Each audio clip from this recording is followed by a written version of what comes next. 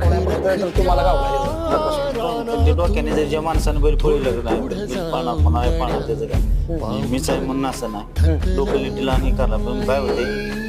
बाकी ड्रायव्हर जेव्हा बसली भरवा जात हवेत म्हणजे जास्त पण त्याचं कसं माहिती त्याला कंटिन्यू ओढून जायला लागतोय का म्हणजे तो पुढं दाबतोय म्हणजे बाहेर कशामुळे जात असेल ना गाडी